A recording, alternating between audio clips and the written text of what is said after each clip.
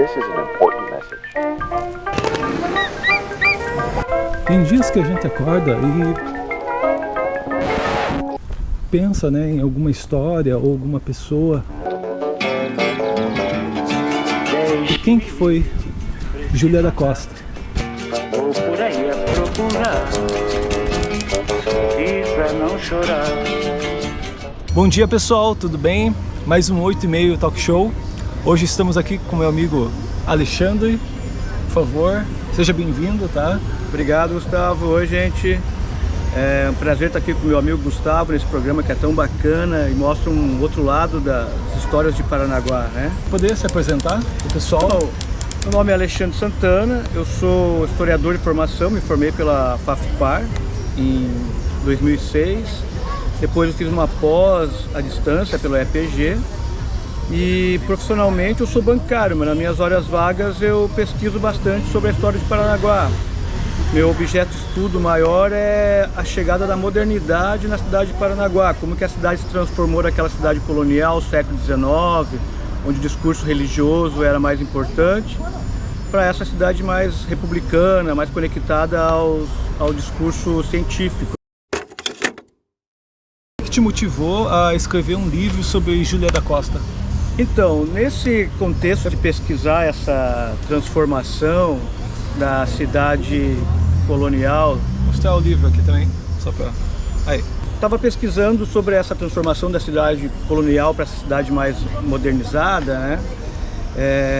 É o momento que o Estado executivo local começa a melhorar a parte física da cidade, tirar banhados, criar praças, etc. Então, nesse contexto, estava estudando aqui sobre a Praça Fernando Amaro, a importância da Praça Fernando Amaro nessa mudança no meio social, como ela era usada na época pelo pessoal da cidade. E eu estava pesquisando na internet, localizei um jornal sobre a chegada da ossada de Júlia da Costa aqui nessa praça em 1948.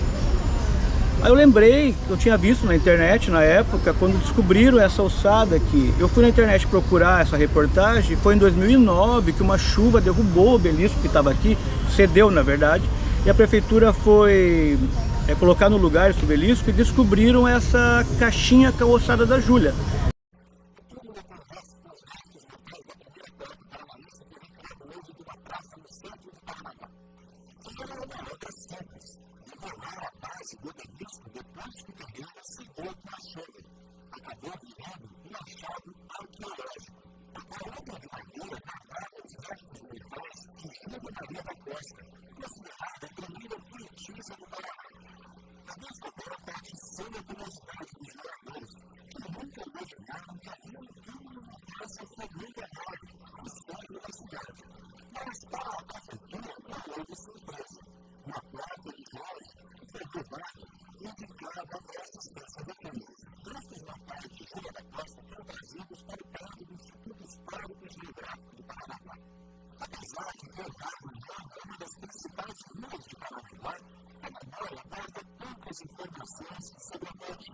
Estava esquecida porque a placa de identificação do obelisco já tinha sumido há muito tempo, os registros desse translado dela já tinha sumido.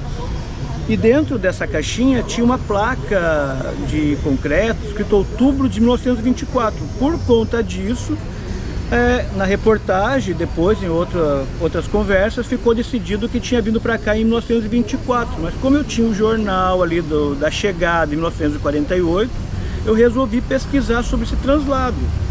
Então o começo da pesquisa era só sobre isso, entender como foi esse translado, as homenagens póstumas a Júlia, né? E talvez saber o que era aquela placa 1924 que estava ali dentro. Só que eu comecei a baixar fontes e fontes e fontes e começou a bater de frente com o pouco que eu sabia de Júlia. Que era aquele que eu chamo do mito de Júlia. Ah, ela foi embora, casou forçada, perdeu um amor, morreu louca. Eu sabia mais ou menos isso. E as fontes que comecei a baixar começaram a bater de frente com isso. Então eu recorri às biografias anteriores de Júlia. Li todas, foram 6 biografias. E comecei a comparar com essas novas fontes que eu achei. Aí eu vi que tinha espaço para escrever a minha versão também. Uma versão mais ampliada, atualizada, né? Batendo de frente mostrando que uma fala uma coisa, outra fala outra, mostrando o que eu achei no meio, né? Essa relação com as biografias. E foi aí que eu decidi, que eu vi que tinha espaço realmente para escrever uma versão mais atualizada de Júlia, batendo de frente com esse mito que todo mundo sabe sobre Júlia, né? Você conversa com as pessoas, vão falar isso: a Júlia foi embora, teve um amor proibido por cartas, pressionou tanto o cara que ele fugiu, e aí depois que ele fugiu ela resolveu casar com um cara porque ela estava desgostosa, sofreu a vida inteira e morreu louca. Esse é o mito que as pessoas normalmente falam sobre Júlia. Que eu acho que mesmo depois da descoberta dos restos mortais da Júlia, que não estão mais aqui, estão no instituto, depois foi descoberto, mesmo assim o obelisco continua aqui sem nenhuma identificação, perdido no canto da praça. Ninguém sabe. Se você perguntar o que é esse obelisco, poucas pessoas vão saber. Poderiam, né, ter colocado uma placa: aqui estavam os restos mortais de Júlia, alguma coisa assim. Tá. Então, assim, só pela questão de não ter identificação ali, né, o obelisco não está identificado, porque acredito que se perdeu a placa ou roubaram, a placa a informação foi roubada antes, mas eu digo assim, depois que eles descobriram de novo a alçada dela em 2009, poderiam ter colocado uma nova placa, alguma coisa, uma nova identificação, mas nem isso foi feito, né? Continua aí o obelisco perdido na praça. Você baixar bastante fontes sobre Júlia da Costa, bastante jornais de época, e começou a bater de frente com aquilo que eu conhecia de Júlia, que é aquele mito, que ela foi embora, teve um amor proibido por cartas, foi abandonada pelo amado, casou com um cara mais velho de desgosto, forçada, e a vida inteira solitária, e morreu louca. Essas fontes começaram a bater de frente com esse pouco que eu sabia, então eu recorri às biografias anteriores, e aí meio que piorou, porque as biografias anteriores, uma fala uma coisa, outra fala outra, vão ao encontro uma da outra, batem de frente, né? E aí com as fontes que eu achei, eu vi que tinha espaço para escrever a minha versão, colocando novas informações, uma história mais completa, para mostrar que tinha um mito sobre Júlia, que tem uma Júlia mais real atrás desse mito. Ok, teve então uma construção através dessas biografias, né, ou das informações, que se construiu essa imagem dela, né? Isso. No meu livro eu mostro que esse mito já estava criado aqui no Paraná antes dela morrer. Ela morre em 1912, sou horrível com data, 12, 11, e já quando ela morre já estava esse mito aqui instalado. Isso, né? Porque era uma época que não tinha troca de informações, era difícil, por carta, muito boca a boca. Não tinha internet. Não. Hoje em dia, com a internet, com toda informação aí, tá rolando fake news uma atrás da outra, das mais horríveis, imagine, né? Naquela época. Então esse mito já estava criado antes da morte dela, e após a morte dela ele só foi aumentando. Então essas biografias, muitas delas caem dentro desse mito, não esclarecem. É como se fosse ela, a partir do momento da morte dela, calcificou. Tipo, não, ela é uma pessoa sofrida, louca. Morreu louca. Né, tem tudo que é a lenda, acabou se... Alguns dizem que o marido era um sobrado, que ela morava em cima, e embaixo tinha uma concubina do marido dela, sabe? Então assim, são variadas as histórias, mas... Então o meu livro ele tenta mostrar a mulher por trás desse mito. After a cleansing, relaxing bath, that's a good daily habit, Sue has a regular routine. Como que se descreve a importância da Júlia da Costa para a literatura paranaense e possivelmente brasileira? Então, como a minha pesquisa é mais direcionada à vida, parte histórica dela mesmo, e eu não sou especialista em literatura. O que a gente vê pelos jornais da época, que na época ela era de certa relevância, principalmente por ser mulher, né? Ela escrevia, era o estilo romantismo, e a gente encontra poesias dela publicadas em vários jornais, inclusive na corte, no Rio de Janeiro, que era a capital na época, né? Então assim... Então ela é conhecida nacionalmente. Ela chegou a ser conhecida no meio intelectual, pelo menos, porque tem que pensar assim, né? O analfabetismo naquela época era gigantesco. Então era mais mesmo uma elite cultural, econômica que lia, né? Então a gente vê que no meio dessa elite, ela era reconhecida. Quais os aspectos da vida e da obra da Júlia da Costa você acredita que ainda são pouco conhecidos pelo público em geral? Então, eu vou focar no que eu fiz no livro, que eu realmente o que eu escrevo no livro, que eu dou mais importância, são realmente os aspectos poucos conhecidos, que fazem parte desse mito ali, né? Primeiro, diz que quando a mãe dela morreu, quando o pai dela morreu aos 10 anos de idade dela, a mãe ficou pobre e foi embora. Eu descobri que a família paterna dela aqui era uma família muito rica e um dos mais poderosos de Paranaguá. Então no começo eu achava estranho, primeiro porque o pai dela morreu quando ela tinha 5 anos, não quando tinha 10. E diz que ela foi embora aos 10 anos por ter ficado pobre. Eu achava estranho essa coisa, tá, mas é uma família rica, morreu, ficou 5 anos, daí ficou pobre, né? Aí eu descobri um processo judicial, porque quando ela tem 10 anos, quem morre é o avô dela. O pai já tinha morrido aos 5 anos, aos 10 anos morre o avô, pai do pai dela, que era o patriarca da família. E após a morte dele tem uma disputa judicial pela herança. Então isso, ela vem, né, para confirmar essa história, que talvez aos 10 anos de idade a família dela, ou seja, a mãe tenha ficado pobre, ficou só a mãe e filha aqui, e por isso eles foram embora para São Francisco. Então eu venho fortalecendo isso, mas dando um contexto para essa história, porque eu só falo assim, ficaram pobres e foi embora, né? Outra coisa, lá em São Francisco se fala muito do tio tabelião dela, que seria o arrimo de família, que quando morreu deixou a família numa situação crítica. Eu mostro que tinha um tio mais importante. O tio tabelião realmente morreu, mas ficou um outro tio de arrimo da família, que é um herói da Guerra do Paraguai. Ele morreu lutando na Guerra do Paraguai, considerado herói. Com a morte dele, como ele era muito conhecido, muito importante, surgem homenagens a esse herói da guerra, e no meio dessas homenagens surge Júlia da Costa como a sobrinha órfã, eles chamam de órfã porque dependia dele, né? Que faz poesia, ela publica uma poesia sobre o tio, publica uma outra poesia sobre o Império, e ali surge uma campanha para publicar as poesias. A história que normalmente se conta é que um padre lá viu as poesias, achou lindo e convenceu ela a publicar, e disso do nada. Então não, o padre até aparece lá, um pouco depois da morte do tio dela, ele foi para São Francisco, então provavelmente talvez esteja no meio dessa campanha, mas o que originou mesmo foi a morte do tio, essa campanha em homenagem ao tio. Eu digo que se o cara não tivesse morrido, não teria acontecido. Não tinha nada para acontecer. É uma especulação minha a partir do... A gente vê no livro mostrando como que surgiu a homenagem, vai indo, até sair o livro dela. E outra coisa, também dizem que ela lá em São Francisco, esse amor por cartas, ela pressionou tanto o Benjamin que ele era 5 anos mais novo, que ele não queria relacionamento sério e fugiu, e por isso ela casou. Na verdade, a gente vê nas cartas, que tem a troca de cartas, que ele pressionava ela tinha muito pé no chão, falava que não tinha como. Ela casa quando ele ainda está em São Francisco, ele vai embora quase um ano depois só. E outra coisa, dizem que a família pressionou ele quando descobriram o romance por cartas para ele casar. Eu duvido muito, a família estava só mulher, empobrecida, mas ela foi criada para ser da elite, né? Eles não iam jogar ela na mão de um cara pobre ali, elas precisavam de um arrimo. Então ela foi criada para um casamento de interesse, né? Como era normalmente o casamento dessa época. Então assim, ela casa com aquele cara mais velho, porque a família pressiona muito também, né? Que é o comendador, que na verdade não era comendador na época. Tá, mas isso é deixado claro nas cartas também? Pelo menos tem alguma evidência nas cartas da Júlia da Costa que ela, ela tinha interesse em casar com ele, mas não podia por causa da família, pela pressão? Ela deixa muito claro nas cartas que ela não tem liberdade, porque ele pressiona ela para encontrar, porque a impressão que tem é que eles nunca nem se encontraram. Só a carta, bilhete deixado secreto, ela deixava, ele deixava, ela pegava, ele respondia.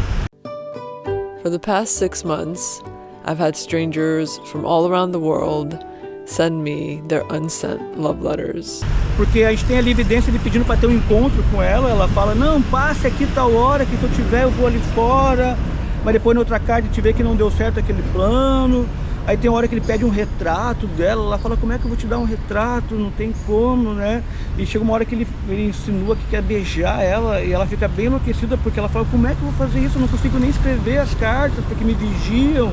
Ela fala, eu gostaria de escrever cartas mais longas, mas eu não posso, porque eu estou sendo vigiada. Ela deixa bem claro que ela viu uma observação muito grande sobre ela, das mulheres da família da Costa, justamente por isso, por ela ser uma moça preparada para ter um casamento decente com alguém rico. Além de ser uma pessoa pública. Então, nessa época, ela está começando a ficar pública, né? Ainda bem no começo ali, acho que os livros dela são de 69, 70, e esse romance começa em 71, então também tem essa questão de ela ser, né, uma pessoa que está em ascendência profissional, digamos, como poetisa. Sim, e assim, então é um mito, porque na verdade ela fala o tempo todo, não tem como, e é ele que fica pressionando. Aí depois, quando ela está casada, 3 anos depois, tem uma breve troca de cartas, 4 ou 5 cartas, são cartas extensas, porque aí ela está casada, está no quarto dela, não tem mais a observação da mãe, não tem... Acho que não tem a pressão da família, ela já está casada. E ela escreve cartas gigantes. Aí sim a gente vê uma Júlia mais um pouco desesperada, porque ela fala que inclusive está virgem ainda. 3 anos depois do casamento, ela escreve na carta para ele que ela continua casta, sonhando com ele. E na mesma época a gente acha um poema dela publicado sobre que a mãe dela, no poema está dizendo isso, que a mãe dela sempre diz para ela que a maior riqueza de uma mulher é se manter casta. Ali na mesma época das cartas, que dá a impressão que ela publica já para ele ler esse poema, para acreditar nas palavras dela, e ela fala não. Ela inclusive fala assim, eu fui para os bailes, eu dancei mesmo, porque eu achei que você tinha ido embora, que eu nunca mais ia ver, falar que você tinha casado. Mas ela falou, mas dancei nos salões, tudo. Ela falou, mas eu inclusive não tive nada com meu marido, continuo até virgem, né? Então aí sim tem mais uma Júlia mais desesperada, parece que houve uma confusão. Isso tem muito na história da Júlia, é tudo muito misturado.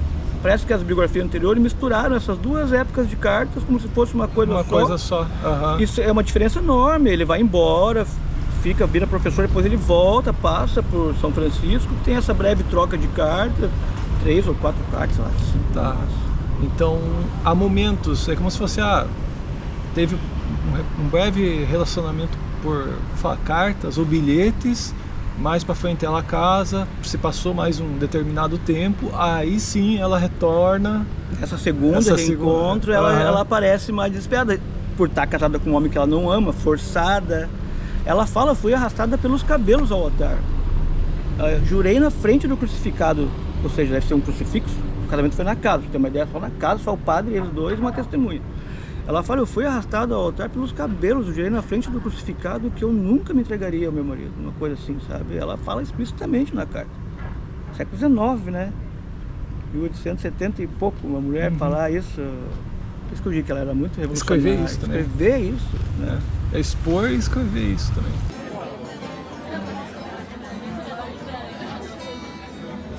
Houve alguma descoberta sobre Júlia da Costa que te surpreendeu ou mudou a sua percepção sobre a poeta? Você pode indicar alguma descoberta que de repente, opa, tem algo errado aqui ou que... Então, justamente isso, Gustavo. Fala assim, o que eu sabia de Júlia era isso, uma mulher desesperada por amor, que foi abandonada, desgostosa, que viveu trancada no sobrado. E a percepção que eu tenho dela depois da minha pesquisa, né, morreu louca, é que na verdade ela é muito mais inteligente, ela tinha esse amor dela, tudo, mas não parece que isso podou a inteligência de Júlia. A gente vê nos poemas dela, sempre tem amor, saudade, mas também fala da sociedade. Nas próprias cartas dela, ela é muito crítica à sociedade ao redor, ao dinheiro, às coisas materiais. Ela valoriza muito a filosofia, a poesia. E o que me parece, sim, é que essa mulher real, ela... Me parece não, eu tenho certeza, ela é super inteligente, super crítica ao contexto ao redor dela. Ela entendia a falta de liberdade dela, ela não concordava com isso. Ela tinha sonhos de liberdade. E a questão que ela ter morrido louca, né, que faz parte do mito também, tem um historiador que diz que ela... A prova que ela ficou louca é que tinha um laudo dizendo que ela foi louca.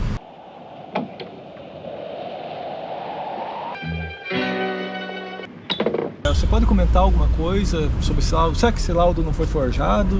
Então, a minha teoria, que é o que eu defendo no livro, porque eu encontrei, o historiador ele só cita que houve esse laudo, mas não prova. Eu encontrei no jornal da época, esse laudo saindo no jornal, foi publicado dizendo que ela estava mentalmente incapaz e qualquer negociação com ela seria anulada. Tem que entender o seguinte, quando o marido dela morreu, ela ficou com posses, propriedades, correto, terrenos. Ele tinha outros parentes envolvidos. A família dele que protegeu, né? Tinha sobrinhos. E a mulher não tem poder nenhum nessa época, né? Então o que é a minha teoria? A gente tem uma carta de um tempo, alguns 2, 3 anos antes, se não me engano, primo dela aqui de Paranaguá reclamando da situação financeira dele. A gente tem a resposta dela, dizendo assim que recebeu a carta dele, que entende a situação financeira dele está ruim, que ele não precisava ter enviado as notas promissórias, dá a impressão que ele mandou provas que ele estava ferrado economicamente. Mandou lá os boletos para ela. E ela fala assim, eu não tenho dinheiro, mas eu tenho posses, propriedades, talvez se eu vender um terreno, um sobrado, né? O que eu acho? Que a família, para proteger a propriedade, eles acabaram, porque nessa época, para você, uma mulher ser considerada louca, não precisava nada, né? 1902, o laudo, é antes de Freud. Freud acho que é 20 e pouco, eu acho. Sim. Então assim, psicanálise, no começo a mulher era objeto da psicanálise e qualquer coisa ela podia ser considerada louca. Um pai podia internar, um irmão, um filho, um marido. Envergonhou a família, podia ser internada. Fez alguma coisa fora do padrão, podia ser internada. Então eles usam esse contexto, né, da mulher fragilizada frente a essa psicologia nova que vem surgindo. A minha ideia é que esse laudo vem para proibir, porque é muito evidente no laudo, ninguém pode fazer nenhum negócio com Júlia da Costa que vai ser, que não vai ser validado, ou seja, o laudo direcionado para a questão do negócio. O laudo, ele é permissivo, né? A partir do momento que tem o laudo, não, pera aí, agora ela é louca, ela não vai poder assinar nada, não vai poder vender nada, bloqueia, né, na verdade. Isso. E além do estigma, né, Sim. social. Né, E não quer dizer, como eu digo no livro, não quer dizer que ela estivesse mentalmente capaz de verdade, não quer dizer que ela estivesse louca. O laudo não prova isso, como, né, vários mil laudos aí mostram que foram tudo forjado contra as mulheres por assuntos variados. Eu até contextualizo um pouco melhor esse assunto no livro. Há, né, 2 mestrados, eu acho, de mulheres psicólogas que estudam a psicologia nesse começo e como que a mulher era alvo da psicologia, alvo fácil, né?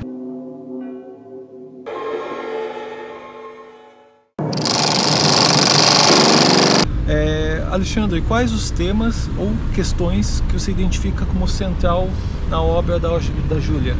Então, ela fala de alguns assuntos variados, mas central tem bastante coisa sobre amor. Amor, não especificamente um amor direcionado, né, para alguém, mas o assunto amor, porque ela é do romantismo. E tem muito sobre saudade da pátria, que é Paranaguá. Que ela foi embora daqui criança, 10 horas, então ela sempre fala a saudade da minha terra, vontade de ver as areias brancas da minha terra, esse pôr do sol lembra a minha terra. Então eu diria que são, para mim como leigo, né, porque eu não sou nostálgico, é uma nostalgia. É uma nostalgia sempre presente, assim.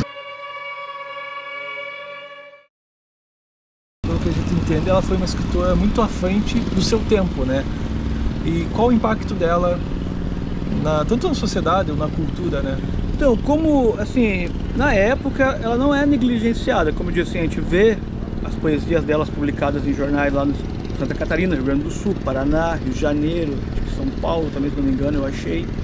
A gente vê pessoas comentando sobre Júlia da Costa na época, e mesmo depois de morta, quando ela morre ali, é uma época que a intelectualidade paranaense está redescobrindo as suas origens literárias, digamos assim. Fernando Amaro está vindo à tona, Júlia da Costa está vindo à tona, eles estão pesquisando o passado, né? E ela é bem importante nesse meio intelectual, tanto que depois que ela morre começa uma campanha para lançamento das poesias dela em forma de livro, e que eu defendo que é o mesmo grupo que estava em volta desse lançamento do livro, é o grupo que criou o Centro Letras do Paraná, e o primeiro livro lançado pelo Centro Letras do Paraná foi o livro da Júlia.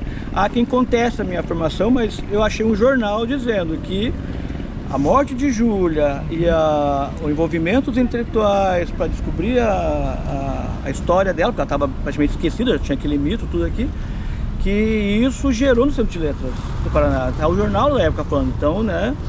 Então, assim, eu não acredito que ela foi negligenciada, principalmente no meio intelectual, ela sempre foi muito importante, continua sendo, teve homenagens, mas o que eu digo que foi negligenciada foi a história real dela, porque apesar de ela continuar importante, lendo as poesias, se criou esse mito, antes dela morrer já, e esse mito foi só sendo reproduzido, que esconde essa Júlia. Então, assim, como escritora, eu não sei se as poesias dela são revolucionárias ou muito à frente do tempo dela, as poesias em si. Mas ela, como mulher, sem dúvida nenhuma, ela estava, como pessoa, ela estava muito à frente do tempo dela, A gente vê isso nas cartas, o que ela escreve nas cartas, assim, eu acho que são uma coisa muito incrível, assim, poucas pessoas deram essa atenção necessária.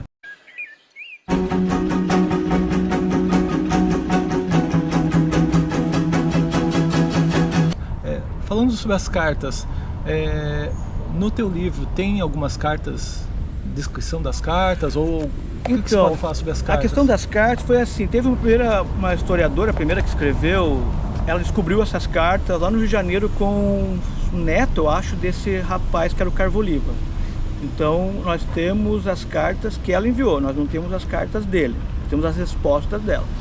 E aí teve uma outra escritora, bem depois, que ela lançou um livro com todas as cartas. Cartas, alguns poemas, mas as cartas todas, não só com o Carvo Oliva, mas algumas cartas com a família também que ela localizou. No meu livro eu analiso todas as cartas e eu coloco trechos. Conforme eu vou argumentando, falo, ó, Júlia não me parece tão desesperada. Tal porque trecho, aqui tem esse trecho, aqui ela falou tal coisa. Me parece que o Benjamin que pressionava, porque aqui ele está falando tal coisa, ela, né? Porque a gente, apesar de não ter a carta dele falando tal coisa, mas tem a resposta dela. Então a gente pode afirmar, ó, o Benjamin falou que queria um beijo. Como você sabe? Ah, porque ela tem uma carta dela falando, não tem como eu te dar um beijo. Ela não ia falar do nada isso, ela falou isso, porque alguém, né? Ele, Sim. né, na carta anterior ele deve ter comentado isso. Então eu faço a partir da análise também tento mostrar o que Benjamin estava falando para ela e como que ela respondia. Então tem bastante trecho das cartas mesmo, é um capítulo bem extenso esse das cartas, tanto da primeira parte quanto da segunda, tá tudo ali. Tudo que eu argumento eu tiro de algum lugar, ou de algum jornal, ou de alguma biografia, ou das cartas, ou realmente analisando as várias coisas juntas, assim, ó, esse falou esse, mas falou isso, mas tem esse jornal falando isso, então eu acho que, né, então assim, tem bastante citação das cartas, assim. Tá.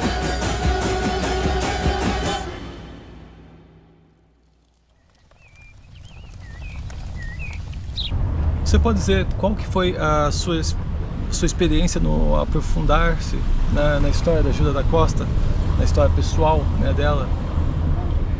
O que você tirou dali? Você falou, nossa, cara... Eu achei muito incrível o Júlia da Costa, me apaixonei por Júlia da Costa. Eu falo no livro que agora eu entendo, no final da minha pesquisa, o que é você sentir saudade de alguém que você nem conheceu. Porque eu me apaixonei pela Júlia, pela pessoa que ela foi, assim, no contexto, na época, né? As famílias pressionando e ela batendo de frente. Então eu achei assim muito incrível, fiquei abismado, porque fala aquele mito reduzia a Júlia, né? Que ele não queira, ele reduz a Júlia. Ah, uma mulher louca, apaixonada. E ela foi muito maior, assim, foi incrivelmente à frente de tudo. Eu falo, as cartas são incríveis, as cartas, assim, o pessoal foca muito na questão do amor nas cartas, mas você vendo as críticas que ela faz, porque o tempo todo ela está criticando a sociedade, a visão de mundo dela. Então eu acho que foi assim, o que mais me chamou a atenção foi essa mulher que surgiu, né? Essa mulher real, assim, que eu não conhecia e que eu acho incrível, que eu queria que todo meu livro foi isso, eu quero que conheçam essa Júlia, né? Mostrar que foi criado um mito que reduz a história de Júlia, mostrar um pouco mais da história real dela, dessa mulher real. E como eu falo no final do livro, assim, Júlia foi esquecida de várias formas em vários momentos. Após ela, enquanto viva, ela foi esquecida como mulher real, foi criado um mito. Depois de morta, ela foi esquecida mais ainda como essa mulher real e esse mito se fortaleceu mais ainda.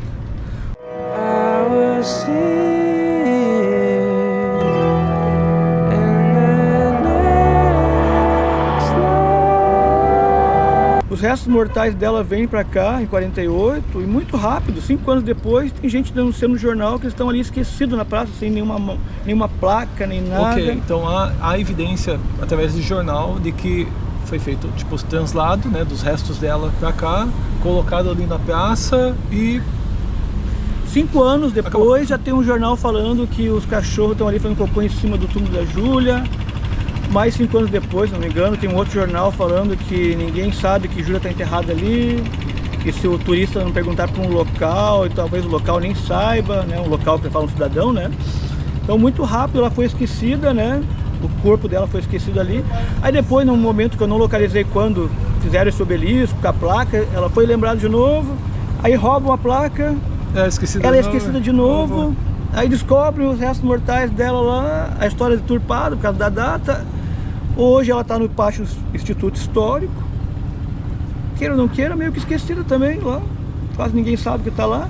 Então eu falo no meu livro que a minha vontade maior seria que ela fosse não mais esquecida, né? Fosse relembrada, não só pela poetisa que ela foi, mas pela mulher que ela foi. O obelisco, poderia ter uma placa ali no obelisco. Em 1948, os restos mortais de Júlia foram trazidos para esse local. Em 2009, foi tirado aqui, foi levado para o instituto, um mapinha mostrando, ó, você está aqui, para chegar no instituto é aqui, né? Porque quando eu faço minhas palestras, apresentação do livro, eu pergunto para as pessoas: alguém já ouviu falar sobre Júlia da Costa? Quando é gente mais novo, que não está relacionado à questão cultural, às vezes levanta e fala: ah, tem aquela rua. Ah, tem a rua. Júlia da Costa, tem a rua, né? Aí eu falo: você sabe quem foi? Alguns falam: acho, não, uma poeta. Então, assim, fora do meio intelectual, ela ainda é muito desconhecida. Conversar com o pessoal da literatura, da história, vai saber mais. Ainda assim vai saber mais desse mito do que a versão real, né? Aqui é o livro, tá? Vou mostrar para vocês, vou pôr aí as informações também. Soluços da Minha Alma. Por que o nome desse nome? Esse é um trecho tirado de uma poesia dela. E é uma poesia que, por coincidência, não fala nem de amor e nem de saudade. É uma poesia que ela fez em homenagem a... Morreu uma senhora lá da elite, e ela faz uma poesia falando sobre o enterro, sobre a tristeza do viúvo, dos filhos, né? Sobre o impacto da morte dessa mulher. E no final ali ela oferece para ele: aceite meus pesos, alguma coisa. Ela fala: aceite esses soluços da minha alma, né? Eu achei tão legal, é poético, tão mesmo, né? Soluços da minha alma, e serve para qualquer coisa, assim. Eu falei: não, eu vou usar esse trecho desse poema, que, né, por coincidência não tem nada a ver com amor, com saudade, porque eu achei muito legal, assim. Como eu li todos os poemas, que eu achei todas as cartas, eu sempre ficava marcando frases que talvez fosse o título do livro. Ah, isso aqui parece ser legal. A hora que eu vi essa, eu falei: não, isso, nem procurei mais, eu falei: vou colocar isso aqui.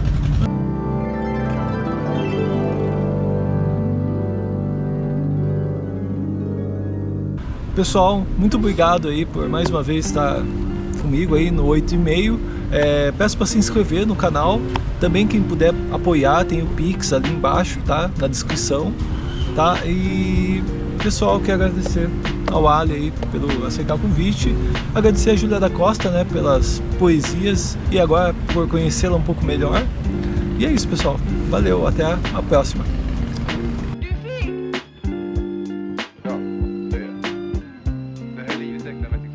Quem que foi o Benjamin? Quem que foi o grande amor da vida da Júlia da Costa? Interessante. Primeiro que todo mundo fala que ela teve um romance com Benjamin Carvoliva. Na verdade, na época, ele não usava esse sobrenome ainda, né? Ele começa a usar esse sobrenome depois da República, porque o sobrenome dele é Benjamin Carvalho de Oliveira. Quando a República é implementada no Brasil, ele muda o nome dele para Benjamin Carvoliva. E meio que se sai da política, acho que é tipo um jeito de se desvincular o que ele era antes, ele era do Partido Conservador. Então, quem ele era? Ele era filho de um padre. Eu achei lá nos jornais, não sei que ele era filho do padre, não sei quem é a mãe dele. Ele é 5 anos mais novo que Júlia, ele vira professor de São Francisco, acaba ficando órfão, e ele começa esse relacionamento deixando uma carta na janela dela. Depois dessa breve troca de cartas, que ela casa, ele acaba indo embora para Camboriú, não Balneário, naquela época nem existia Balneário, né, século XIX. Vira professor em Camboriú, fica bem famoso, ele volta para São Francisco mais um período, alguns meses, alguns anos depois, tem mais uma troca de carta, e depois disso ele vai embora de novo, vai para Camboriú, depois ele vai para Gaspar, se não me engano, e depois vai para Florianópolis, na época era chamada de Desterro ainda, né? E lá ele fica um professor bem importante, cria um sindicato de professor, vira um poeta conhecido, tem escola de música, consegue escravo, consegue ganhar uma grana, e aí ele volta para São Francisco uma terceira vez, que é uma coisa que ninguém fala nas biografias anteriores, esse terceiro contato deles. E eles frequentam os mesmos círculos sociais e políticos da Júlia e do marido dela, na época, que já era comendador, Partido Conservador. E aí depois, ele fica alguns anos lá, e depois quando a gente encontra a informação dele de novo, ele já está vindo para Curitiba, mora em Curitiba. E por último, a última informação que eu encontrei, já antes dele ir embora para o Rio, é que o filho dele estava em Paranaguá visitando Carvoliva. Ou seja, talvez ele tenha até morado aqui em Paranaguá algum período antes de ir embora para o Rio de Janeiro. Como é que foi achada essa documentação? Não, o que eu acho interessante é assim, quando eu comecei a minha pesquisa, não existia mais documentação sobre os translados dela, né? Então foi justamente para entender esse translado que eu comecei a minha pesquisa. Eu acabei caindo na vida de Júlia e acabei, descobrindo, tentando mostrar que existe esse mito criado sobre Júlia, que é o que eu tento expor no meu livro. O interessante é que algum tempo depois que o meu livro foi lançado, veio a falecer um presidente do Instituto Histórico e localizaram na documentação dele, que estava lá na casa dele guardada, toda essa documentação do translado. Então eu falo assim, se essa documentação não tivesse sido perdida, não tivesse ficado lá com ele, o meu livro não teria saído, porque não teria o motivo de eu pesquisar o translado, e se eu não pesquisasse o translado, eu não cairia na vida de Júlia. Então, eu acho interessante isso. Se essa documentação não tivesse sumido, meu livro não existiria, a gente ainda estaria repetindo o mito da vida de Júlia.